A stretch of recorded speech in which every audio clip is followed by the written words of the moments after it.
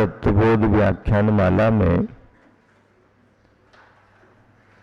आज समोह शरण से संबंधित चर्चा आपके बीच रखी जा रही है। आप सभी बहुत पहले से ही समोह शरण जैसा शब्द सुनते आ रहे हैं। आप जानते हैं कि तीर्थंकर भगवंतों के समोह शरण लगते हैं, उसकी चर्चा यहां पर आज होगी। मिलान करें थोड़ा सा। समोह शरण तीर्थंकर नाम कर्म प्रकृति के उदय से प्राप्त अतिशयों की धाम उस धर्म सभा का नाम है जहां पर सभी प्राणी समानता समता भाव से एक सी शरण पाकर भगवान की दिव्य ध्वनि का अमृत पान करते हैं। इसका मतलब ये हो गया कि समोह शरण उसे कहा जाता है जहां पर सभी प्राणी भविक जन समान भाव से शरण प्राप्त करके भगवान की दिव्य ध्वनि का अमृत पान करते हैं। भगवान की दिव्य ध्वनि उन्हें मिलती है। दिव्य ध्वनि का मतलब है धर्मोपदेश। सम भाव से जहां पर सभी जीवों को शरण प्राप्त हो, समानता से, वो समोह शरण है, ऐसा आप माने। ऐसे समोह शरण की रचना के बारे में आप जानते हैं। सिलवानी में इसी मूल मंदिर के बाजू में रचना बनी हुई है। सामान्य भूमि के ऊपर जो रचना होती है, उस रचना में चैत्य प्रासाद भूमि एक नाम आता है, खाती का भूमि दूसरा नाम आता, लता भूमि, उपवन भूमि, ध्वज भूमि, कल्प भूमि, भवन भूमि और 8वें नंबर की जो है श्री मंडप भूमि। ये श्री मंडप भूमि जो होती है, इसी श्री मंडप भूमि में वेदिका रहती है, उस पर 3 कटनियां होती हैं। 3 कटनियों पर फिर कमलाकार रचना, भव्यतम सिंहासन और उस पर अधर अंतरिक्ष, 4 अंगुल ऊपर अस्पृश्य देवादिदेव अरहंत परमात्मा तीर्थंकर पद्मासन अवस्था में विराजमान होते हैं। समोह शरण में कोई भी तीर्थंकर खड़गासन अवस्था में नहीं रहते, विराजमान पद्मासन अवस्था में रहते हैं। इस तरह से एक सामान्य सी रचना की चर्चा आपके बीच में की गई। सबसे बड़ी बात यह है कि समोह शरण जो बनता है वह सामान्य धरा से 5000 योजन ऊपर,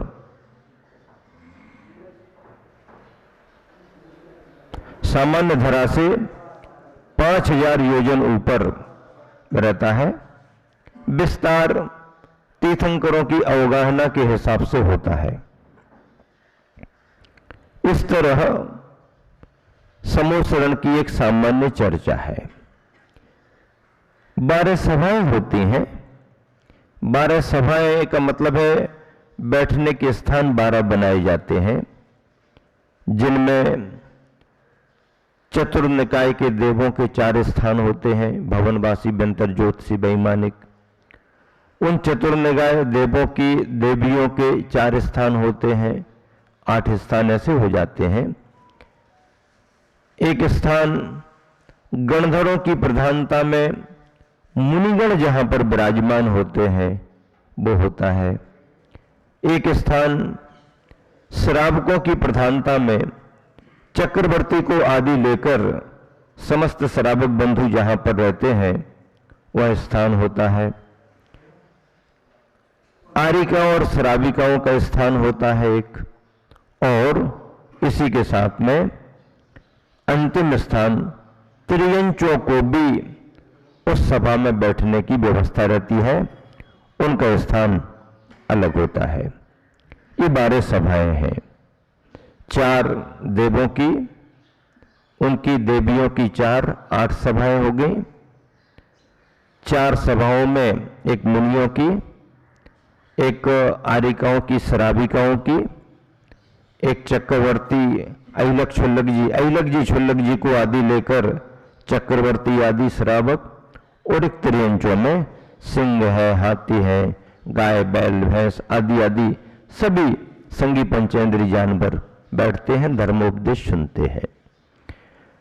आप नोट कर लें, आपके पास यदि पैड और पेन हो लाए हो तो आप नोट कर लें कि समूह शरण में 12 सभाएं होती हैं।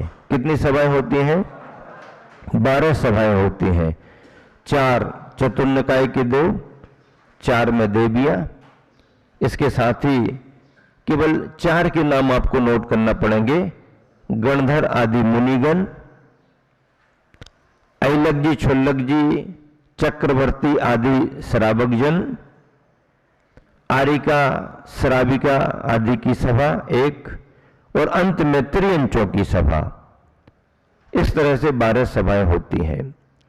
समूह शरण में विराजमान भगवान यद्यपि अपने स्वभाव से शरीर की रचना के अनुसार एक मुखी ही होते हैं, पर अतिशय ऐसा रहता है समूह शरण का, भगवान के ज्ञान का, कि चारों तरफ 4 मुख दिखाई देते हैं।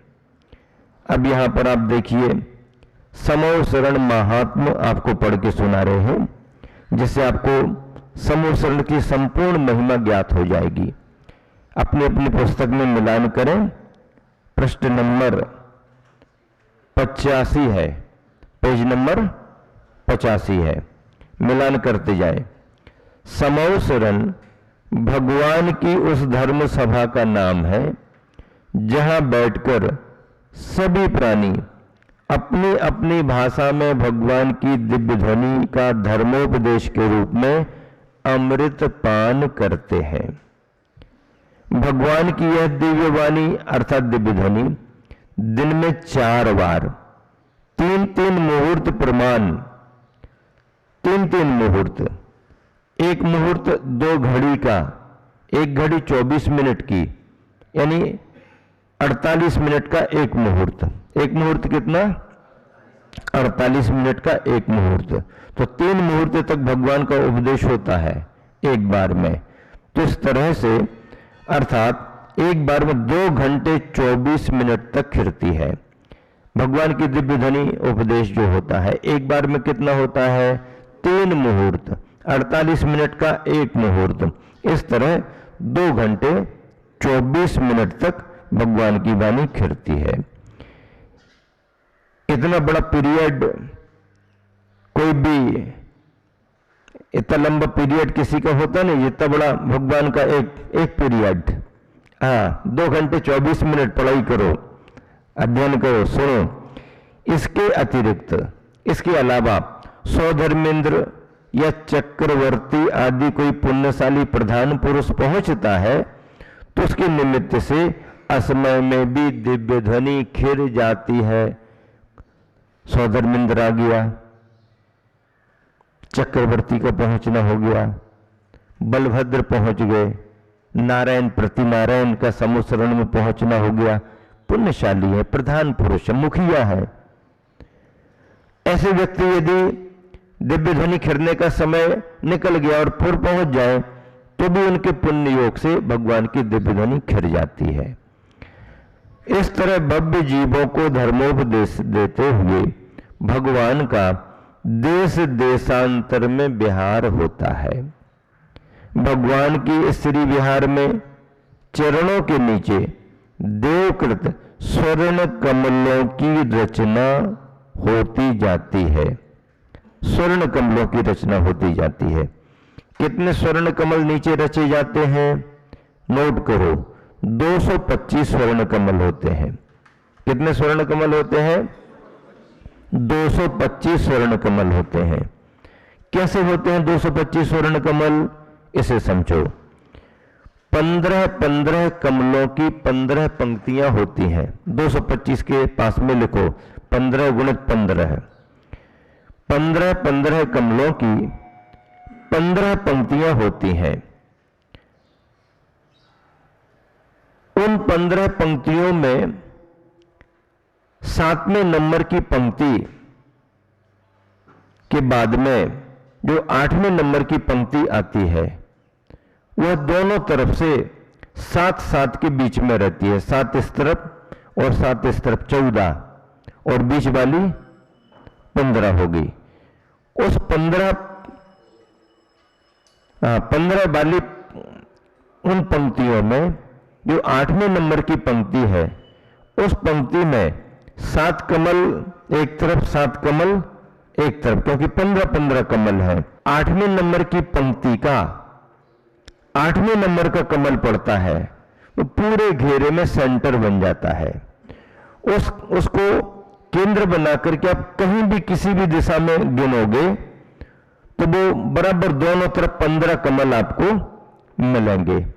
इस तरह से 15-15 कमलों की 15 पंक्तियां होती हैं।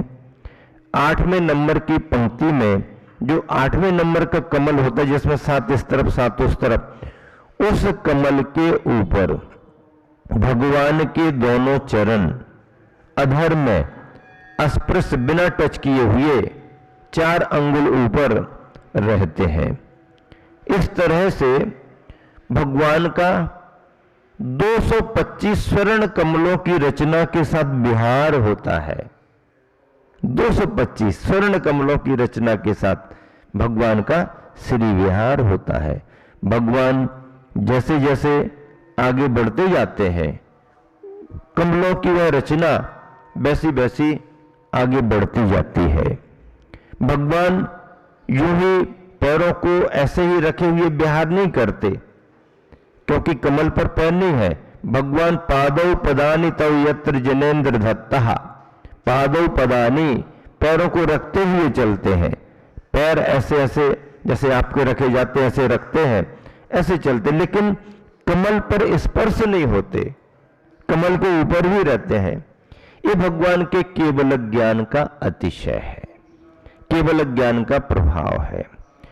समूह शरण की रचना भी सभी को थोड़ी होती है, सामान्य जनों को थोड़ी होती है। समूह शरण की रचना तीर्थंकर भगवंतों को होती है। देखो, आपसे यदि हम ये प्रश्न पूछें कि तीर्थंकर केवली में और सामान्य केवलियों में क्या अंतर है, तो आपको बहुत सारी बातें अलग अलग मिलेंगी। आत्मा के गुणों की अपेक्षा 4 घातीय कर्म उनके भी नष्ट है, तीर्थंकर के भी नष्ट है, लेकिन आत्मिक गुणों के अलावा जो तीर्थंकर प्रकृति नाम कर्म के उदय से और वैभव विभूतियां अतिशय होते हैं, वो सामान्य केवली को नहीं मिलते। सामान्य केवल ज्ञानी की गंध कोटि बनती है, तीर्थंकर भगवान का क्या लगता है? समोसरण लगता है। गंध कोटि और समोसरण में अंतर है, गंध कोटि और समोसरण में अंतर है। जैसे आचार्य श्री जब धर्म सभा में बैठते हैं और पूरा संघ बैठता है तो वो एक कल्पना करिएगा कि बृहत रूप है और कोई एक मुनि महाराज जी अपना उपदेश दे रहे हैं, वो एक अलग व्यवस्था है। ऐसे ही केवलियों की और तीर्थंकरों की व्यवस्था में अंतर है। तो 225 स्वर्ण कमलों की रचना होती है, किंतु भगवान के चरण कमल से 4 अंगुल ऊपर स्पर्श ही रहते हैं। अब जब भगवान का श्री विहार होता है, एक जगह समोसरण लग गया, धर्मोपदेश हो गया, समय समझ लो कि पूरा हो गया वहां के नियोग का, आगे बढ़ गए तीर्थंकर भगवान, फिर जहां जाएंगे वहां समोसरण लगेगा, श्री विहार होगा। तो जब श्री विहार होता है तो उसमें धर्म चक्र आगे आगे चलता है। क्या चलता है आगे आगे? क्या चलता है आगे आगे? क्या चलता है आगे आगे? धर्म चक्र आगे आगे चलता है, जिसे यक्षेंद्र सिर पर लेकर के चलता है। कौन लेकर के चलता है? कौन लेकर के चलता है? ये सब बातें सीखो। कभी कोई प्रश्न करे अपन को उत्तर देना आना चाहिए कि भगवान के समूह शरण के श्री विहार में जो धर्म चक्र आगे आगे चलता है, 1000 आरों वाला दैदीप्यमान प्रताप कांतिवान, उसको कौन लेकर के चलता है? तो यक्षेंद्र अपने सिर पर धारण करके आगे आगे चलता है। में बैर विरोध भूल जाते हैं, दृष्टिहीनों को यानी अंधों को दिखने लगता है। किताब में मिलान करो, मेरी तरफ मत देखो, किताब में मिलान करो ताकि आंख आपकी किताब पर है और कान हमारे पास। बहरे सुनने लगते हैं, गूंगे बोलने लगते हैं एवं पंगु चलने लगते हैं। भगवान के बिहार से अनुग्रहित भूमि में 20 योजन तक 4 कोस का 1 योजन, 20 योजन तक विप्लव आदि नहीं होते एवं 50 वर्ष तक उस भूमि में कोई उपद्रव दुर्भिक्ष आदि नहीं होते। मुनि आरिका श्रावक और श्राविका रूप चतुर्विध संघ की स्थापना कर धर्म तीर्थ की परंपरा का परिवर्तन करने से ही भगवान तीर्थंकर कहलाते हैं। तीर्थम करोति तीर्थंकर, तीर्थ को करते हैं। तीर्थ यानी धर्म के तीर्थ को करते हैं, धर्म के तीर्थ को करने वाले होते हैं। ऐसे धर्म रत्नत्रय में है, ऐसे रत्नत्रय धर्म तीर्थ के करता तीर्थंकर है। एक एक समोसरण में पल्ल के असंख्यात में भाग प्रमाण विविध प्रकार के जीव जिनेन्द्र भगवान की वंदना में प्रवृत्त होते हुए स्थित रहते हैं। इस तरह से ये समूह शरण की चर्चा चल रही।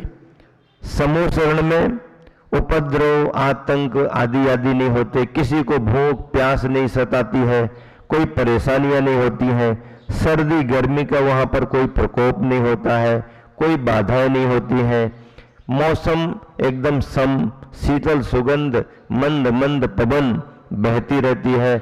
सभी लोग शांति समता का भाव धारण करते हुए, जात विरोधी भी कोई जीव होते हैं तो वहां पहुंच करके उनके परिणामों में अंतर आता है, समता का भाव आता है। ऐसे समूह शरण में बैठ करके भव्य जन धर्म का अमृत पान करते रहते हैं और त्याग व्रत नियम संयम को धारण करते अपने आत्म कल्याण के मार्ग पर प्रवृत्त होते रहते हैं। इस तरह से यह समूह शरण की महिमा है।